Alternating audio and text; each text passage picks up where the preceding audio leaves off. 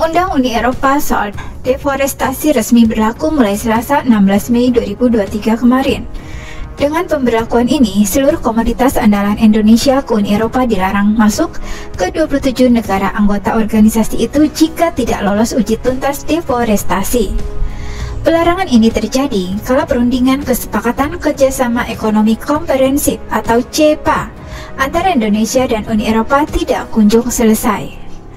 Undang-Undang Uni Eropa soal deforestasi atau EU Deforestation Regulation atau EUDR disahkan Parlemen Eropa pada April 2023. Berselang sebulan, undang-undang itu resmi berlaku. Eropa berdalih undang-undang ini untuk meminimalisir risiko penggundulan hutan. Aturan ini akan berdampak ke produk yang diekspor ke pasar Eropa. Uni Eropa adalah konsumen dan pedagang besar komoditas dan produk yang memainkan peran penting dalam deforestasi. Tulis pernyataan resmi Parlemen Eropa seperti dimuat dari European Council dalam situs resminya. Dalam pernyataannya, Parlemen Eropa jelas menyebut bahwa EUDR menyasar minyak sawit dan produk turunan seperti arang, kopi, kedelai, dan turunannya, juga produk arang, kopi, kedelai, kakao, daging sapi, dan kayu. Parlemen Eropa juga memasukkan karet, kertas, kulit, dan produk turunan yang masuk target EUDR. Hal itu berarti bahwa coklat dan aneka produk busana dan perkakas yang menggunakan kulit serta aneka perabotan rumah tangga dan komersial ikut disasar EUDR. Eksportir harus menjamin produknya bukan berasal dari kawasan penggundulan hutan setelah tahun 2020 per 1 Januari 2021 dan seterusnya. Akan ada denda hingga 4% dari pendapatan di Uni Eropa jika ada pelanggaran. Dan ada pula sistem pembandingan yang mengklasifikasikan negara asal berdasarkan risiko tinggi, sedang, dan rendah. Ada masa tenggang 1,5 tahun bagi perusahaan besar untuk mengikuti aturan sementara dan perusahaan kecil 2 tahun. Kecuali daging sapi dan kedelai, seluruh produk yang ditarget EUDR merupakan andalan Indonesia di pasar Eropa. Ekspor minyak sawit dan produk turunan, kulit serta produk turunannya, lalu karet, kopi, dan kakao ke Uni Eropa menghasilkan 6,5 miliar dolar AS pada neraca perdagangan Indonesia di tahun 2022. Nilainya bisa lebih besar jika menghitung nilai ekspor aneka produk turunan atas komoditas yang disasar EUDR. Bahkan 3 miliar dolar AS dari 21 miliar dolar AS pendapatan ekspor Indonesia ke Uni Eropa didapat dari penjualan minyak sawit dan produk turunannya. Dengan pemberlakuan itu, seluruh komoditas andalan RI akan dilarang masuk ke negara anggota Uni Eropa jika tak lolos Uni Deforestasi.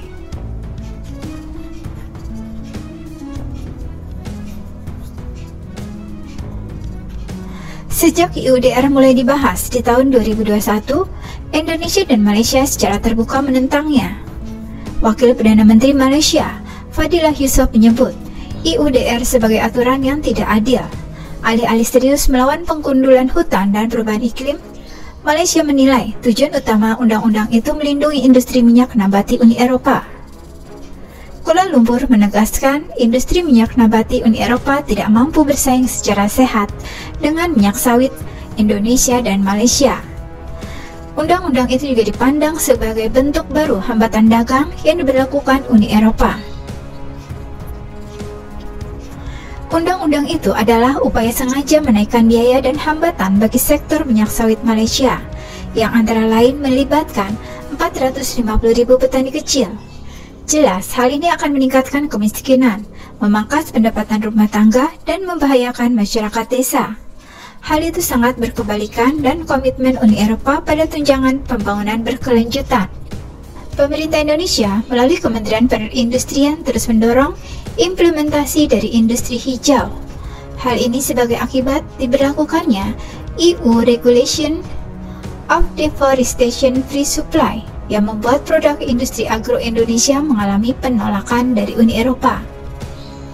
Padahal nilai ekspor industri agro melonjak pesat akhir-akhir ini. Seperti pada tahun 2021 misalnya, Indonesia berhasil meraup 6,04 juta US dollar. Jumlah ini meningkat dibanding tahun sebelumnya yaitu 4,5 juta US dollar. Ditjen Industri Agro Kemenperin, Putu Juli Ardika mengatakan pihaknya telah memiliki unit kerja industri hijau dan dalam waktu dekat mereka akan memperkenalkan teknologi baru ekstraksi minyak sawit tanpa uap atau stemless palm oil treatment yang akan mengurangi emisi CO2. Tidak perlu bleaching, melainkan penggunaan teknologi pasteurisasi sehingga nutrisi atau beta-karotin provitamin A masih tetap terjaga dan tidak perlu difortifikasi. Indonesia perlu membenahi sistem pengolahan di dalam negeri agar tetap mengadopsi sistem yang berkelanjutan dan ramah lingkungan.